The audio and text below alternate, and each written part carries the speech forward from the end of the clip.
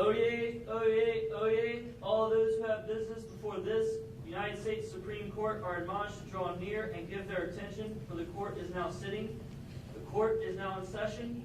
Justices Hernandez, Morgan, Benjamin, Rauch, and Hernandez presiding. Now calling case number 2012-2013, Samantha Sommerville and Sydney Kirsch versus Olympus State University.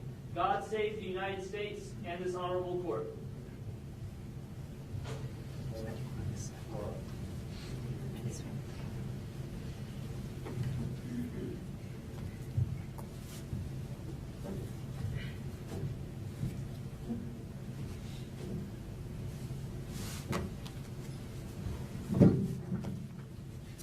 Please be seated.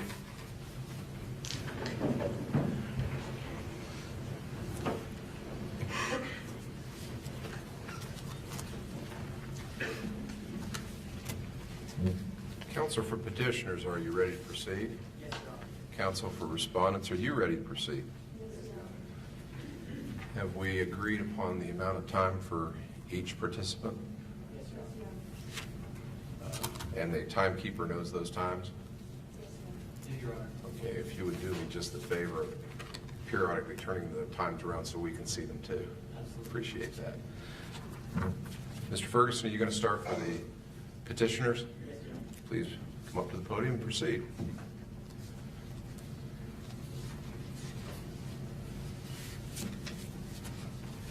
Please proceed. Mr. Chief Justice, and may it please the court. My name is Andrew Ferguson, and I, along with my co-counsel Katie Tipton, represent the petitioners in the case of bar. At this time, we respectfully request to reserve 3 minutes for rebuttal. Certainly. Thank you, Your Honor. I will be representing Ms. Samantha Sommerville on her 14th Amendment challenge in regards to OSU's admissions policy, while my co-counsel will be representing Ms. Sydney Kirsch on her First Amendment challenge in regards to her expulsion from OSU. On the 14th Amendment, petitioners ask this court to rule that gender discrimination for the purpose of attaining a gender balance in a public university violates the Equal Protection Clause of the 14th Amendment. And to this end, I offer the following 2 reasons. First, the burden is on OSU to provide a justification for its discrimination.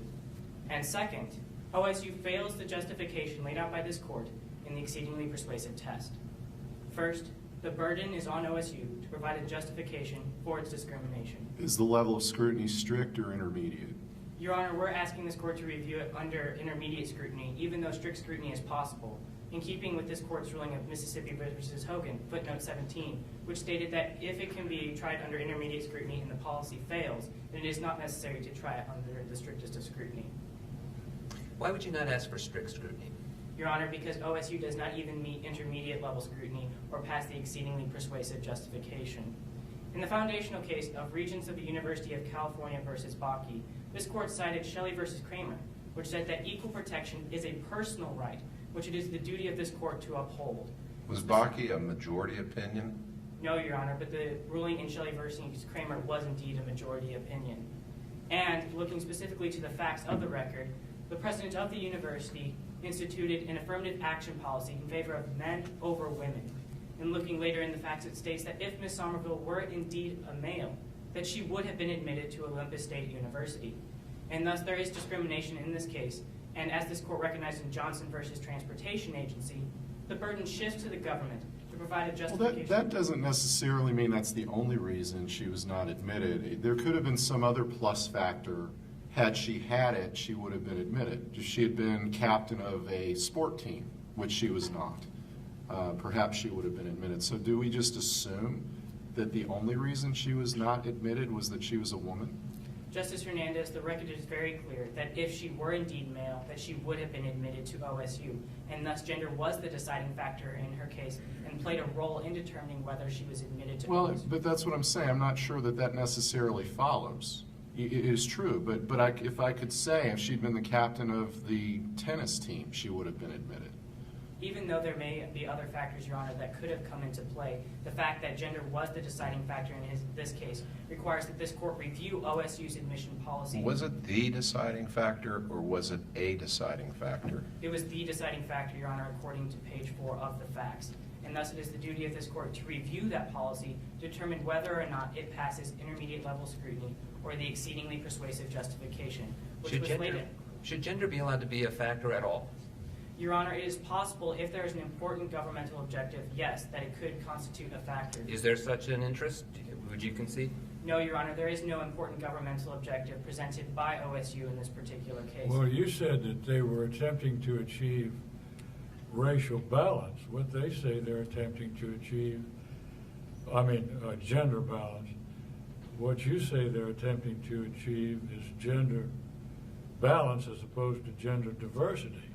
That's their position, is that they're just trying to achieve diversity. Respectfully, Justice Morgan, the very facts of the record indicate from the words of the president of the university themselves that the goal is a gender balance, or to reduce the gender gap at Olympus State University.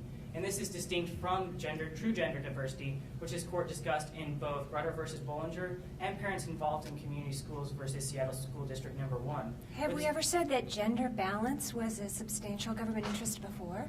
No, Your Honor, gender balancing is not an important governmental objective. In fact, it goes contrary to this court's discussion of diversity, as highlighted in the case of Kieshin versus the Board of the Regents of the University of the State of New York, as cited in Grutter versus Bollinger. What was the interest at stake in the United States versus Virginia? This interest in that particular case, Justice Hernandez, was the attempt to maintain a variety of pedagogical approaches in higher level education by maintaining single-sex institutions. But this court ruled that didn't even rise to the level of an important governmental objective. Or in the case of Mississippi versus Hogan, the interest was providing compensatory action for women in education. But again, this court ruled that did not rise to the level of an important governmental objective. The simple fact is that diversity... Isn't it a little different, though, when you had, in the VMI case, for example, you had a wholesale exclusion of women. I mean, here the university is not completely excluding women. That is it's true, just trying to add more men into the mix, given the great disparity between men and women admitted. Yes, Your Honor, but the fact that gender was the determining factor in Ms. Sommerville's admission requires that this court determine whether or not that was justified. And the simple fact is that OSU is not seeking true diversity, which this court defined as exposing students to a broad array of ideas to prepare them for life after graduation in their professional careers. And that centers on the idea, as discussed in Grutter versus Bollinger, of a critical mass, which this court defined as a meaningful representation, or where a particular group does not feel isolated, or that the individuals feel that they are the only ones representing their particular group. And the simple fact is that OSU has 36%, over 5,000 males on its campus. And thus males cannot feel that they are isolated in the academic environment or that they are the only ones representing their particular. Even when they're outnumbered, it's almost a 2-to-1 ratio. What is a critical, where's the line for a critical mass? Your Honor, the only numbers that we have in our record discussing a critical mass are first in United States versus Virginia, which states that in gender cases, a critical mass could constitute as low as 10% of the university. Or in the case of Grutter versus Bollinger dealing with race, the number was somewhere around 14.5%. But this court has refused to put an exact number on what a critical mass is, because that would indeed constitute a quota, which would be contrary to this court's ruling in Gratz versus Bollinger, but rather that it requires that there be a meaningful representation of students of a particular group. And OSU already has that critical mass of males on campus, and thus any attempt to go beyond that and admit more males beyond a critical mass proceeds to the level of balancing, which is indeed patently unconstitutional, and therefore OSU does not seek an important governmental objective and fails the first prong of the exceedingly persuasive justification. And the second prong requires that the policy be substantially related to the achievement of an important governmental objective. And this would require that OSU use individualized review in keeping with this court's ruling in Grutter versus Bollinger. But in that case, this court recognized that the Michigan Law School was indeed using individualized review because whites, the equivalent of women in this case, were admitted with low test scores but other soft diversity variables. There's no indication in this record that women were admitted with lower test scores and other diversity variables, emphasizing the fact that OSU was not seeking diversity as a whole in its institution, but using gender as a shorthand for determining who it admitted. And because OSU fails both prongs of the exceedingly persuasive justification, it fails the burden that this court has placed upon it to justify discrimination, and OSU's policy is indeed unconstitutional. And for these reasons, we respectfully ask this court to reverse the decision of the 14th Circuit. Thank you, Mr. Ferguson. Thank you, Your Honors. Ms. Tipton?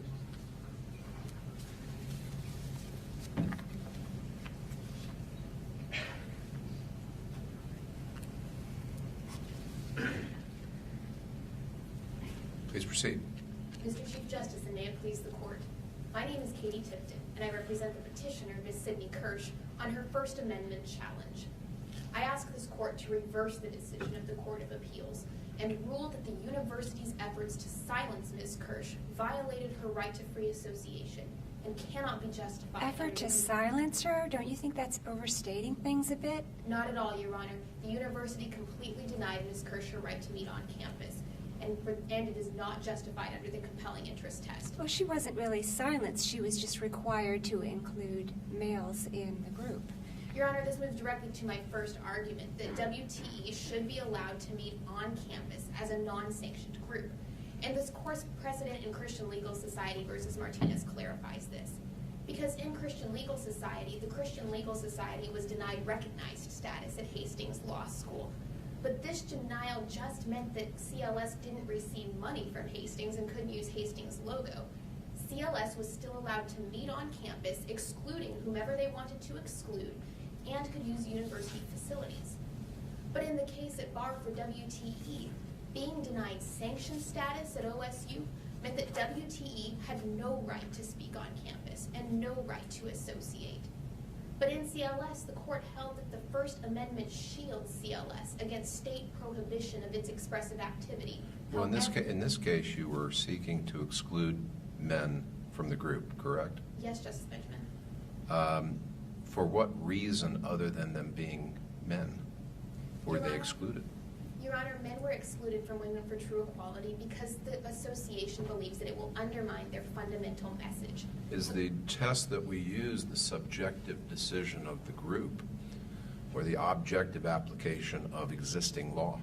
It is certainly not subjective, Your Honor, and it is the objective test of the compelling interest test, since Olympus State University's facilities at large are a designated public forum.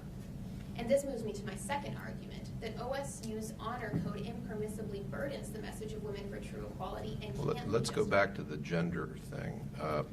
But for them being men, you would have let them in. Yes, Justice Benjamin. So it wasn't because of their view, it was because of their gender. Why is that not impermissible? And why would the university be wrong in applying its policy in a neutral manner? Justice Benjamin, this court recognized in Roberts versus United States Jaycees that the freedom to associate does include the right not to associate. And the court recognized in New York State Club Association versus New York City that an association might be able to demonstrate that its expressive purposes would be thwarted if it couldn't limit its members. Well, how does having men in the group thwart their purpose? Isn't the purpose that they're opposed to the policy of the university? And what if the men have this exact same view? Your Honor, the purpose is in part to oppose the policy of the university, but Women for True Equality also clearly states that men cannot be trusted, and this is a key part of their message. In order to ensure that their viewpoint is also promoted through a female perspective, WTE's limited their membership to men. To include men in a group that advocates that men can't be trusted would ultimately turn their message into a paradox. So if there's a white group that says black people can't be trusted, that group has to be given sanction to speak and appear on the university campus. Justice Hernandez, it doesn't necessarily need to be given sanction, but it does have the right to meet on campus if that exclusion is necessary to its expressive purposes. And it has the right to school funds. It has the right to complete support from the university. No, Your Honor, but it does have the right to meet on campus. Women for True Equality... Using the electricity and the rooms and the heat that are paid for by state tax dollars by a state institution. And being recognized by the university as well. Your Honors, while it would include using the university facilities, WTE does not need to be sanctioned. I argue right now that Petitioner has the right to associate as a non-sanctioned group, just like CLS did in CLS versus Martinez. Can I ask you one more question about the message? Didn't the group suggest that if the admissions issues were handled properly, the group might disband at that point? Yes, Justice. So doesn't that suggest that the purpose of the group is really to oppose the admission standards, which men could do just as much as women could? Justice Brock, the record does indicate that they might disband. However, this court held in Boy Scouts of America versus Dale that a particular part of a group's expression doesn't need to be the purpose of the group in order to receive First Amendment protection. And when a group is acting consistently with its expressed message, this court has deferred to the association's assertion of what would burden. That case was different, though, because you had someone who wanted to come into leadership in the organization who actually was opposing one of the central tenets of the organization. The same thing was true in the Hurley case. You know, you had people who wanted to speak in ways that were counter to the purpose of the parade. So isn't that fundamentally different here? And in fact, couldn't the presence of men in the group further the group? You know, if you have men who say, we agree, doesn't that strengthen the group's message? Justice Hernandez, the record only indicates that the men agreed with the part of WTE's message about the admissions program, as page 6, paragraph 6 of the record indicates.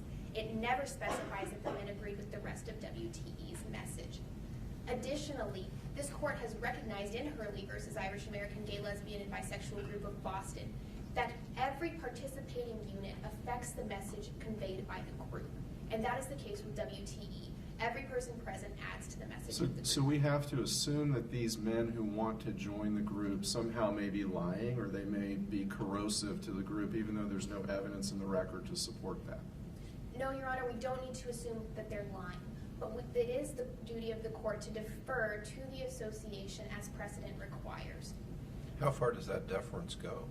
Your Honor, it only goes so far as a group is acting consistently with its message. And this was seen in Roberts versus United States Jaycees. But doesn't that at some point then just simply become an excuse for pervasive discrimination throughout our society and the utilization of state resources to further that pervasive discrimination? No, Your Honor, it does not, because precedent in the Jaycees case guards against this. Or since the Jaycees were acting inconsistently with their message that excluding women was necessary, the court ruled that the Jaycees should have to include women as partial members and as voting members. The proper test that this court must use to evaluate OSU's honor code and the infringement that it puts on WTE's message is strict scrutiny. The only compelling interest the university can implicate is combating invidious discrimination in the place of public accommodation, or in access to publicly available goods and service that was recognized in New York State Club Association versus New York City. But this does not mean that the state has an interest in regulating the membership of private associations. Nothing about Women for True Equality is a publicly available good or service to which the state must regulate. Additionally, this is then not the least restrictive means on associational activity, because the state would be trying to further access to a public accommodation through a private group, and this can simply not withstand a constitutional muster. Finally, denial of sanction status to Women for True Equality violated Ms. Kirsch's rights because OSU's sanctioned student organization policy is not reasonable nor viewpoint neutral. Jumping to the viewpoint neutrality, a viewpoint neutral policy will ultimately not neutralize the ability of a group to express its desired viewpoints. And OSU has taken Isn't that what we held in Martinez? Yes, Justice Hernandez, the court did hold that that policy was viewpoint neutral. But we ask this court to have a deeper understanding of viewpoint neutrality, because in this case, the government has taken its burden of being viewpoint neutral in its limited public forum and placed it on the individual groups, forcing the individual groups to be viewpoint neutral. And this court recognized in California Democratic Party versus Jones that the membership of a group ultimately composes its message. For these reasons, I ask this court to reverse the decision of the Court of Appeals and find that Ms. Kirsch's rights were violated both by her expulsion and the denial of sanction status. Thank you, Ms. Tipton. Counsel for Respondent.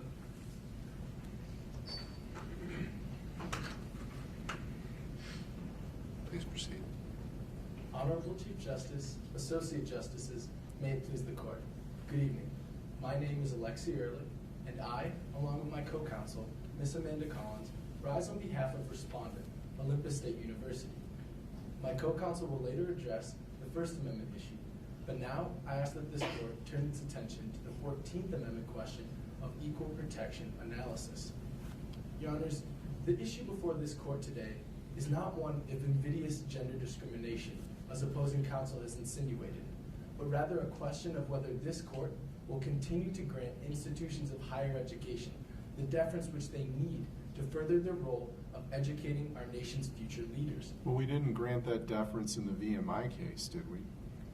Your Honor, while this court has certainly declared programs unconstitutional in the past, which have been utilized by institutions of higher education, it is important within the analysis of this entire case to keep in mind what this court has stated in Regents of the University of California versus Bakke and in Grutter versus Bollinger, that academic freedom is of critical importance. Your Honors, But it's not a blank check. No, Your Honors, it is not a blank check, to use your words, because Olympus State University's program must still pass the proper standard of scrutiny review, which in this case is intermediate scrutiny analysis. It was first held... Well, now, I would like to go back to this issue of diversity versus balance. The petitioner claims that you're trying to balance the genders at OSU, and you claim that you're trying to achieve diversity. How can we tell the difference? Your Honor, the distinction to be made here is that balancing utilized by Olympus State University is merely seeking to achieve its diversity. Ultimately, the goal of Olympus State, as cited on page 4 of the record, is to increase diversity overall on its campus. Opposing counsel has cited the cases of Grutter versus Bollinger and parents involved in community schools versus Seattle school districts to say that balancing is unconstitutional. However, this is a mischaracterization of both of these cases because both cases explicitly stated that it is balancing for balancing's sake that is a patently unconstitutional. Well, how do you address counsel's point about critical mass in references to maybe even 10% constituting a critical mass, whereas here we have more than 3 times that? Don't we have a critical mass here? Your Honor, Olympus State University is not justifying its program based on the fact that it is seeking to necessarily achieve a critical mass of male students at the university, but rather that it is seeking to achieve, to use the words of this court, Your Honor, the laudable educational benefits which are associated with diversity. But are you then suggesting that we repudiate what we've said about critical mass before? No, Your Honor. However, the instances of this, there are certainly some slight dissimilarities between the case at bar and Grutter. This is a case dealing with gender. And while there are still many similarities, the idea of a critical mass is not as applicable to the case at bar. Tell me how the academic life or educational purposes of the university will look different if there's a 50-50 balance versus a 64-36 balance. How would that be different? Your Honors, it is the view of Olympus State's administrators, as stated on page 4 of the record, that they believe that having a more equitable gender ratio will help to increase cross-gender understanding and help to foster a better classroom environment, as well as help in the social environment of the school. So because of that, you want more men in the school? Yes, Your Honor. But the issue here doesn't seem to be wanting more men in the school, but excluding this woman. Those are two very different things. Couldn't the goal here be achieved just as equally by bringing this woman in, but also bringing more men in? Your Honor, the issue here is that Olympus State has a limited amount of spots available in its each incoming class. Within these spots, it needs to decide who can best add to the learning environment at its institution. So you're saying that it's not a reasonable accommodation for them to open more slots, that there's not more room for maybe 5 more people or 10 more people in the school? Your Honor, while it may be available to Olympus State University to add more spots to its incoming classes, that does not mean that the means utilized, that its program is unconstitutional. Olympus State University's program is constitutional because it passes both prongs of intermediate scrutiny analysis. Your Honors, the first prong of intermediate scrutiny requires that Olympus State's program provide an important government interest. In this case, Your Honors, Olympus State's program is seeking the governmental objective of diversity, which is held to be a compelling government interest in the cases of Bakke, Gratz versus Bollinger, and Grutter versus Bollinger. This court has stated that the atmosphere of speculation, experiment... How many more men do you need to be diverse? Your Honor, as stated on page 4 of the record, Olympus State University's goal is to have as much balance between the genders as possible. And Your Honor, it is important to note that is... Well, as much balance as possible is 50-50. I mean, that's a perfect balance. So you're saying that's the standard? Anything less than that is not acceptable? Respectfully, no, Your Honor. As possible means within the context of Olympus State's larger diversity promoting scheme. This program utilized by Olympus State University is not solely seeking to only add more men to the student body. So then the compelling governmental interest is gender balance. In what case do you cite for the proposition that that's an appropriate, not compelling, but important, I'm sorry, government? Well, you would, if we say strict scrutiny, you would say that's the compelling interest as well. But the governmental interest at play here is gender balance. Respectfully, no, Your Honor. The governmental interest at stake here is that of diversity. I was merely stating that Olympus State University takes into account a wide variety of soft variables which would help to add to the overall diverse environment, aside from gender, as stated on page 4, paragraph 3 of the record. So 36 isn't diverse. How about 46? Is 46 diverse? Your Honor, Olympus State, there's no numbers indicated within the record as to what exact balance Olympus State University is seeking. You don't know what you're looking for, you just know you don't have it? Yes, Your Honor. Olympus State University defines its program, to use the words of this court, based on the laudable educational benefits that are derived from diversity.